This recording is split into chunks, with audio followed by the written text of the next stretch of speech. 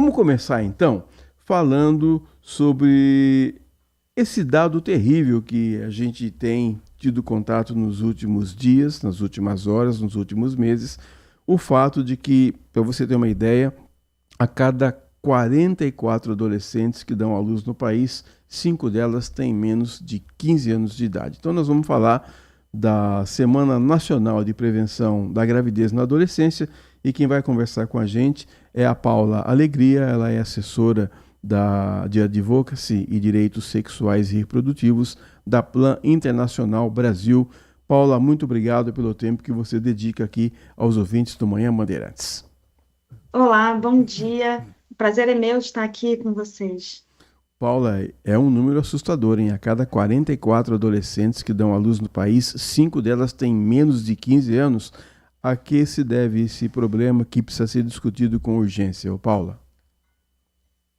Sem dúvidas é um dado assustador, né? Apesar de assustar muito ano após ano, é com esse cenário que a gente lida, né? Então, estamos em 2026, em 2024 mesmo, nós batemos o recorde histórico, né, de estupro de vulnerável, e esse é o assunto, eu acho, que nós devemos tratar aqui, né? Porque quando a gente fala desses números até 15 anos, né, quando a gente fala em gravidez de pessoas com até 14 anos, com até 13 anos, a gente está falando também da gestação na infância. Né? Então, a gente tem aqui um dado, né, uma questão de naturalização do abuso sexual infantil, né, que faz com que muitas meninas que sofrem violência sexual se engravidem. Né? Então, eu acho que esse é o debate que a gente deve fazer. Né? Apesar dessa se chamar a Semana Nacional de Prevenção da Gravidez na Adolescência, né, é importante dizer aqui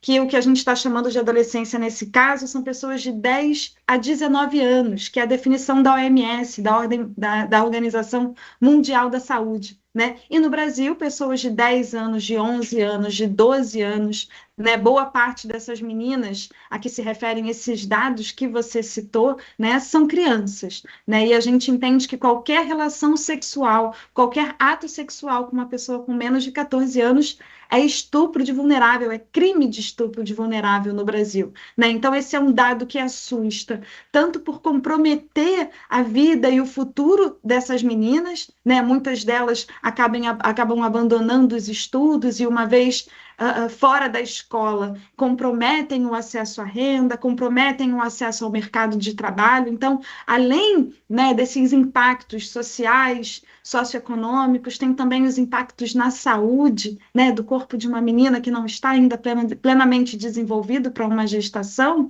né, mas estamos falando, sobretudo, de um crime, né, que precisa ser encarado como tal, né, e a gente precisa levar mais a sério essa realidade, né, ao invés de naturalizar, né, como se fosse algo que faz parte da realidade, né, das nossas cidades, absolutamente não, né, não devemos olhar dessa maneira, né. E um dado que assusta também, o Paula, é que a cada notícia que a gente tem de estupro de vulnerável, de pessoas que vivem colecionando, armazenando, né, cenas de animais, de crianças, enfim, são pessoas próximas. Isso é o que mais. O inimigo está dentro de casa, não é, Paula?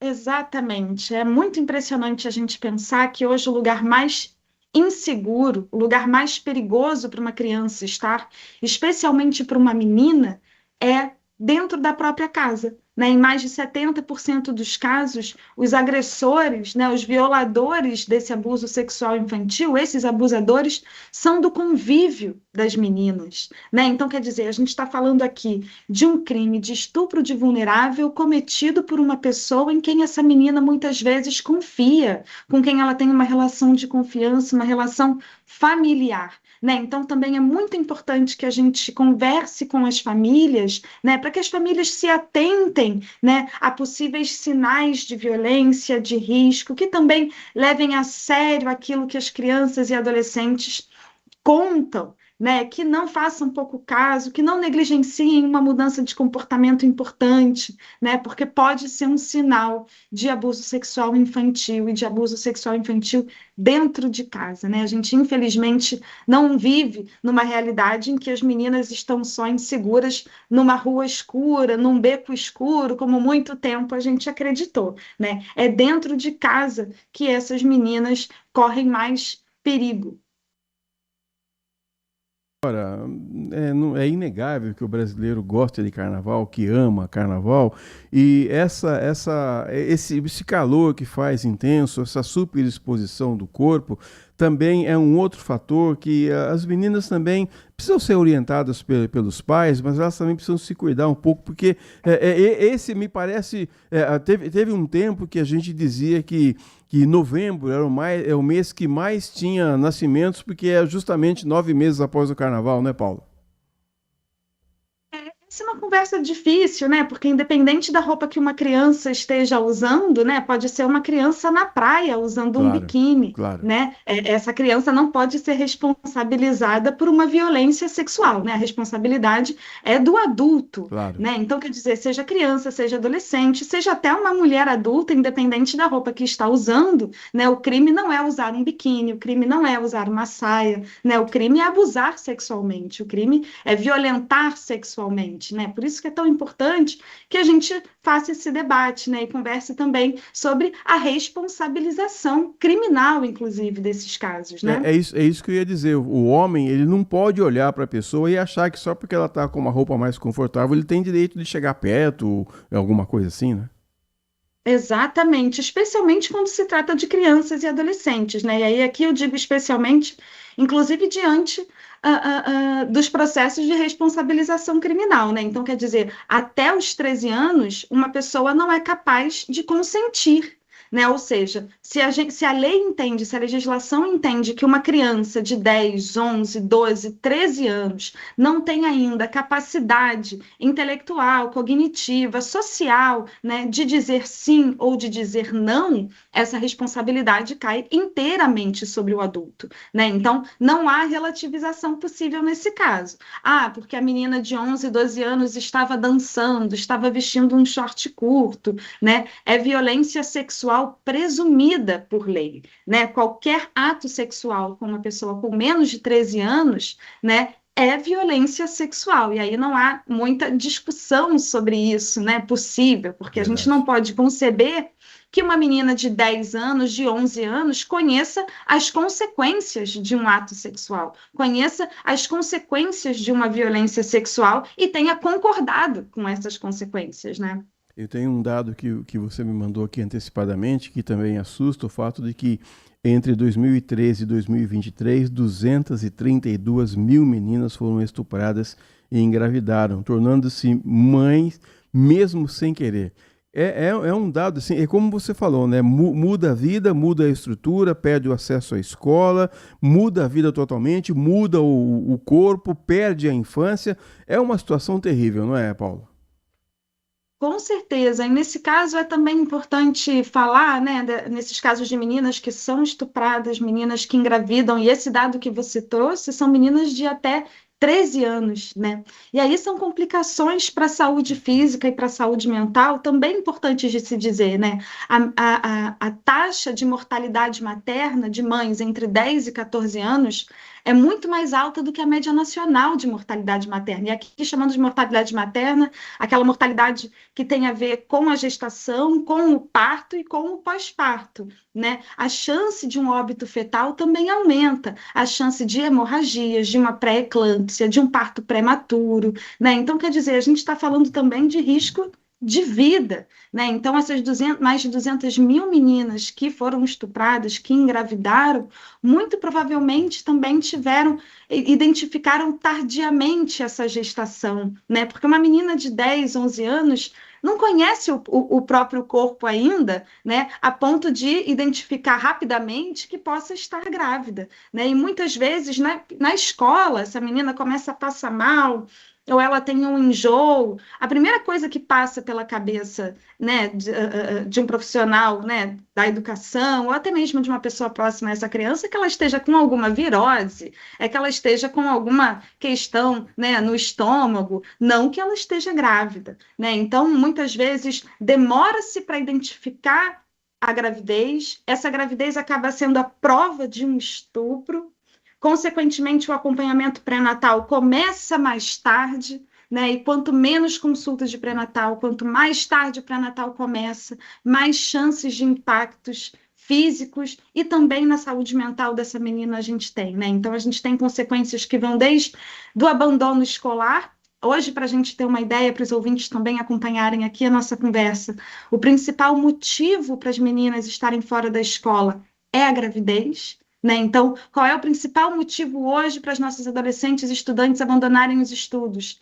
A gravidez. E que adolescentes, que crianças são essas principalmente? Crianças e adolescentes que vivem em situação de vulnerabilidade social, que já têm menos acesso às políticas públicas de saúde, à rede de assistência social, à educação sobre as violências, à educação sobre a prevenção, né? Então, é uma combinação de fatores, inclusive de fatores relacionados à pobreza, né, que vão fazer com que esses dados sejam tão importantes para a gente analisar de maneira mais responsável.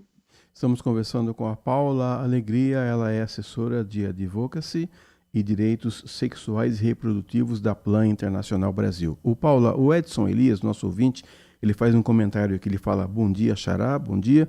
Ele diz assim, olha, o sucateamento, uma educação de qualidade nos últimos 40 anos tem contribuído com a degradação da infância e da juventude com relação à nossa população. Esse é o comentário do Edson Elias, o Paula. O Edson tem razão, e principalmente quando a gente fala sobre violências e violências sexuais, nenhuma criança nasce sabendo reconhecer uma situação de violência, né? Nenhuma criança nasce sabendo identificar uma situação de risco, especialmente quando esse risco está dentro de casa, né? Então é preciso também que o nosso trabalho de educação, a educação que acontece na escola, mas também a educação que acontece dentro das casas, nos equipamentos de saúde, olhem para essa realidade, conversem com as meninas sobre os seus próprios corpos, para que elas conheçam o funcionamento dos seus corpos, saibam identificar uma violência, saibam onde pedir ajuda, mas que conversem também com os meninos sobre a responsabilidade, sobre as consequências, sobre consentimento, né? Então, quer dizer, é importante que a gente invista numa educação, não só essa educação formal para o mercado de trabalho, mas essa educação para a vida, que envolve também educar para a proteção, que envolve também educar para a prevenção, né? Então, de fato, né, crianças e adolescentes que têm menos acesso à informação de qualidade, à educação de qualidade, né, acabam estando aí mais expostas, né, a riscos de violência, mas também mais expostas a acreditarem em falsas saídas, né? Então, quando a gente fala, por exemplo, sobre a gravidez precoce, né, um outro impacto importante é o casamento infantil. Então, meninas que engravidam precocemente tendem a se casar precocemente, né? E o IBGE lançou recentemente um dado também assustador que diz para a gente que 34 mil pessoas de 10 a 14 anos estão casadas. Muitas dessas meninas acreditam que o casamento vai mudar a vida delas, vai fazer com que elas ascendam socialmente.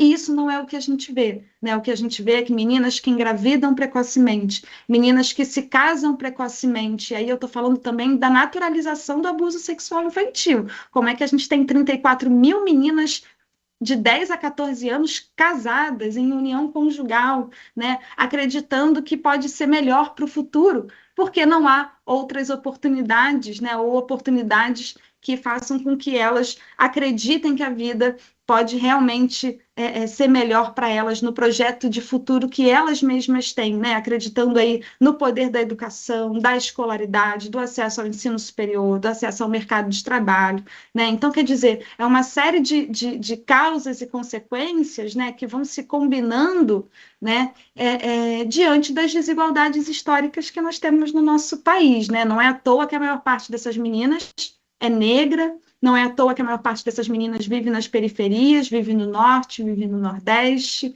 né? E aí não é coincidência que essa seja justamente a parte da população mais afetada pela pobreza, pela escassez do acesso a políticas públicas e serviços de saúde, educação e assistência social. Essa era a minha próxima pergunta, inclusive, Paula, porque esses dados que você apresenta aqui, falando de meninas negras e de baixa renda, mas assim, é uma preocupação, porque o fato do acesso à informação. O Adriano, que é nosso ouvinte, ele coloca uma questão interessante, queria até que você comentasse. O Adriano diz o seguinte: eu gostaria de perguntar se no meio desses números horrendos que vocês estão apresentando aí, de estupro de vulneráveis, se existe a discriminação do número ou tamanho da parcela dos jovens que engravidam precocemente, até com um namoradinho, sabe? Se esse dado teria a ver com a adultização cada vez maior das nossas crianças. Essa é a pergunta aí do Adriano. Com certeza, e muito importante essa pergunta do Adriano, porque a gente falou muito sobre a adultização online, né, no ano passado, em torno Verdade. do vídeo do Felca, né, e a gente acabou falando pouco sobre como a gente adultiza também essas meninas, né, na vida cotidiana. E aí o Adriano também tem razão, né, há muitos casos, sim, de adolescentes de 16, 17 anos, e aí eu já estou falando de adolescentes depois da idade do consentimento, né? Não estou mais falando de crianças vítimas de estupro, né? É diferente. Quando a gente fala de uma criança de 11, 12 anos que engravidou, né? Essa gravidez é a prova de um estupro. Quando a gente fala de um adolescente de 16, 17 anos, que a gente entende que é a fase da vida, né, em que começam os processos de descoberta sobre o próprio corpo e a própria sexualidade, é importante que tanto as meninas quanto os meninos estejam bem informados sobre esse processo, né? Isso envolve o acesso à informação de qualidade sobre métodos contraceptivos para a prevenção da gravidez, mas também sobre prevenção das ISTs, das infecções sexualmente transmissíveis, né? Então, a gente precisa também parar de achar que falar sobre isso vai acelerar um processo. Não, não vai acelerar um processo. Falar sobre isso de maneira responsável vai ajudar esse adolescente e essa adolescente a se cuidar, a se prevenir, a entender as consequências e as responsabilidades envolvidas, né, na decisão de se ter um filho, né? E outro fator importante também, eu acho que a pergunta do Adriano levanta para a gente, é que se esse adolescente não encontrar na escola, na família, um espaço seguro e amigável para falar sobre isso, ele vai procurar em outro lugar. E muitas vezes ele vai procurar na internet, né? Será que a internet, será que as redes sociais são o espaço mais seguro e mais adequado para adolescentes tirarem dúvidas sobre sexualidade? Será que as redes sociais são um espaço mais seguro para as adolescentes, especialmente as meninas, decidirem qual método contraceptivo elas vão usar? Né? Então, quer dizer, são muitas questões envolvidas, né? Nem sempre meninas e meninos adolescentes aqui, né, têm plena consciência sobre essa decisão, acreditam, né, que esse processo de adultização vai trazer autonomia mais rápido, porque eu vou casar logo, vou ter meu marido, vou ter minha casa, e aí eu é que vou mandar na minha vida, né? Então, não é bem assim, e é importante que a gente converse com adolescentes sobre isso, né? Então, adolescentes que engravidam precocemente, que se casam precocemente, têm mais chances de não concluir a escolaridade da educação básica, né? Consequentemente, compromete aí o acesso a melhores empregos e melhores rendas, né? E é um ciclo que a gente vê, né? Muitas meninas que engravidam precocemente são filhas de mães que engravidaram precocemente, são netas de avós que engravidaram precocemente, num recorte socioeconômico, né, que faz a gente pensar sobre a relação entre acesso a políticas públicas, acesso à informação de qualidade, acesso a serviços e taxas de gravidez precoce, né? Ou seja, vulnerabilidade social, vulnerabilidade socioeconômica, né? O impacto também da omissão do Estado e dos serviços públicos em algumas regiões em relação a esse quadro, né? E a vida dessas meninas e a vida dessas famílias. Bom, precisamos então ficar todos alertas, não é, Paula? Dentro de casa, né, os pais deixarem um pouco o celular. Quantas e quantas vezes é difícil, né? Com a gente sair para almoçar, tá tudo muito caro. Mas quantas e quantas vezes você sai para almoçar e você vê numa mesa de 4 pessoas, o pai, a mãe, o filho e a filha, cada um o seu celular. Então era a hora de cada um de conversar de novo, levantar esses aspectos, conversar dentro de casa, as escolas reforçarem os cuidados para ver se a gente consegue diminuir esses números que realmente chocam a gente, não é, Paula? Essa conversa